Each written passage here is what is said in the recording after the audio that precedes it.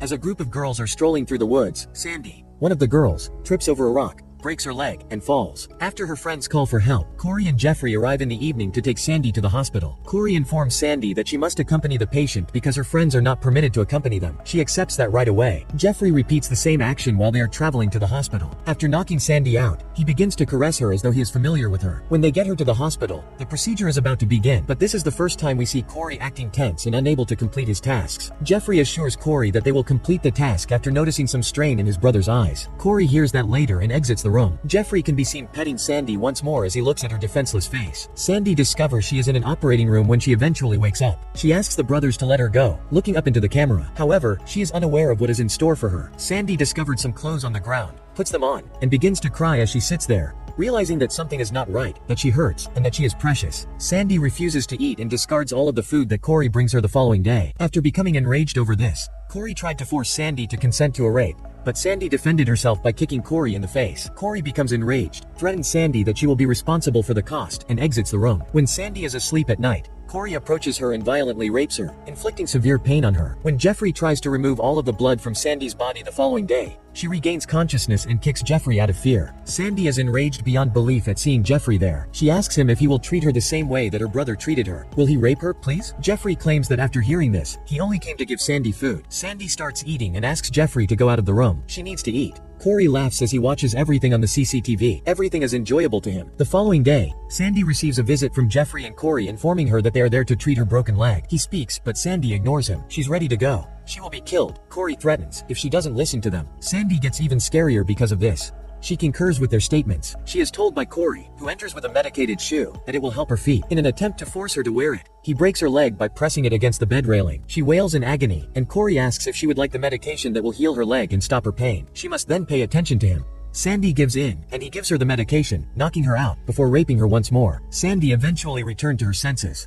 The impoverished girl asks Corey how long she must remain here while they torment her. In response, Corey says he will do whatever he wants and that she can stay here for however long he wants. Sandy implores Corey to do anything he wants. However, he shouldn't render her unconscious the next time because she dislikes losing her senses. Jeffrey, on the other hand, visits their room and takes a picture with Corey holding it and a girl who appears to be Sandy in the middle. Corey consents to that. When Corey notices Jeffrey crying, she comforts him. He becomes emotional himself and tells him not to think about this again. When Sandy asks Corey how long they will keep her here, he tells her that they will keep her for as long as he wants before killing her. The following day, Corey brings food for Sandy. Sandy informs Corey that he's turned into a crazy person for doing all of this. He has no regard for the lives of others. He is tampering with the lives of people.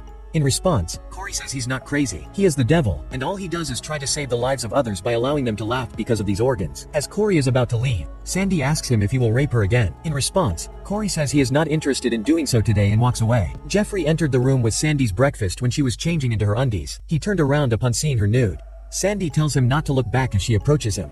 She licks the chocolate from her finger as she tries to entice him. Although Jeffrey finds that amusing, he becomes frightened and flees when Sandy touches him on his privates. When Corey watches all of this on the CCTV camera, he understands that Sandy is approaching Jeffrey in order to take advantage of him and leave. But after all, Sandy or Corey, he wants to know who his brother ends up choosing. When Jeffrey arrives the following morning to assist Sandy in cleaning up the blood, Sandy has been raped by Corey once more during the night. Refusing, Sandy claims she can handle everything on her own. Sandy makes another attempt to entice Jeffrey to touch her and give her a kiss. That irritates Jeffrey, who leaves the room. Corey is shocked to see all of this on camera and believes Sandy is doing everything to win Jeffrey over. As Sandy approaches the camera, she begins to speak, letting Corey know that she is aware of everything and that she is free to do as she pleases. When Jeffrey returns to his room, he confesses his love for her, and the following day, he cooks Sandy a delicious dinner. When Corey realizes this, he gets upset and tells Jeffrey that he will go see Sandy and ask her some strange questions in order to operate on her and obtain her organs later. Because he is his brother and without him, Jeffrey would be alone. He is unable to speak. Sandy completely ignores some questions that Corey poses.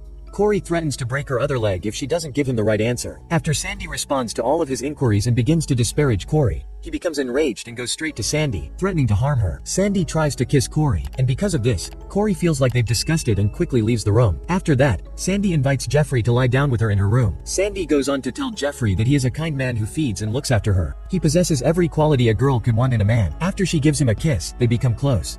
As Corey watches everything on camera, he assures her that Jeffrey is now in love and at her side. Sandy asks Jeffrey why they have maintained her life up to this point. Jeffrey informs her that the girl in the picture is their sister as he shows her the picture he was viewing that day. Since their parents abandoned them when they were young, the three of them have been together. They were very close to their sister. They were very close and used to sleep together. When Corey was a college student, he began inviting girls to their house, which greatly enraged their sister, who finally fell ill and passed away. Jeffrey continues to hold Corey accountable for his sister's passing and adds that he was certain Corey would leave him and his sister after a few years. Sandy notices how much she resembles her sister. Corey tries to convince Jeffrey that Sandy is not in love with him and that she is just using him, which is why she is still alive when Jeffrey leaves the room. Jeffrey becomes so enraged over this that he lashes out at his brother and begins striking himself. Corey tries to comfort him and assures him once more that he is the only person he loves. While lying together at night, Sandy and Jeffrey resume their sexual relationship. Sandy tells Jeffrey that he is more attractive and better than his brother, which is what all girls desire. Sandy gave him a compliment and advised Jeffrey to get away from his brother Corey as soon as possible to avoid him finding them. As Corey watches everything, he comes to the realization that Sandy will always win out over him and that his brother will always betray him. The following day, Corey takes his friend somewhere, and they return with a second man who will cut and sell his organs. Sandy is told to watch a live show by Corey, who ties her hand and hangs up. Sandy breaks down in tears and begs them not to act in such a manner, but nobody pays attention. While the man is still alive, they begin performing the surgery in front of her. Sandy is hurting and shocked. What she witnessed is beyond belief. She witnessed a man die in front of her for the first time in that manner. She has messed with the wrong guy, Corey tells her, and he will make her watch all of this every day after he unties her. The following day, in an attempt to control Jeffrey, Corey sends him to the market to buy Sandy something. In the interim, Corey approaches Sandy and threatens to destroy both her body and her face. He goes on to tell Sandy that he killed his sister, who knew Corey was going to leave her and Jeffrey, by poisoning her back then. Her illness was not the only cause of her death. Sandy is startled before realizing that Corey has played a practical joke on her and that the gas in the room is knocking her out. She lost her mind, and Corey had already sutured her lips and intimate region to prevent her from using it to control his brother. After witnessing his brother's actions, Jeffrey arrives and begins to yell. As they argue, Jeffrey strikes Corey, hitting his head on the ground. By now Sandy is awake and observing the fight between the brothers. She grabs the cylinder next to her and uses it to strike Jeffrey. Without taking any chances, Sandy flees and lives on her own. Jeffrey comforts Corey and there on Corey's lap is Jeffrey. He comforts him by telling him that the girl had been playing tricks on him all along. After a year, Jeffrey and Corey are still working when they suddenly receive a call from a girl who was hurt in the woods. When they get there, the girl attacks them. When Corey finds out, it's just Sandy and her pals. Sandy takes Jeffrey and Corey to the same hospital, ties Jeffrey's hand, hangs him, and forces Corey to lie down on the operating table. Sandy should keep Jeffrey out of this, according to Corey, since it was all Jeffrey's fault. She doesn't listen to him, though, and tells Corey that if he doesn't stop cutting Jeffrey, we'll remove his organs in front of his brother. She almost looks like Jeffrey. He challenges her, saying that if she was in love with him, she wouldn't be acting in this way. Sandy is honest enough to admit that she has never loved him. By now, a man has started visiting the hospital to gather organs. He works as a courier. He promises Sandy a large sum of money if she performs the same work. Sandy nods in agreement, asking the man to wait outside for 5 minutes before she leaves. The narrative concludes here, with Sandy deciding to carry out the same horrifying task that Jeffrey and Corey did earlier.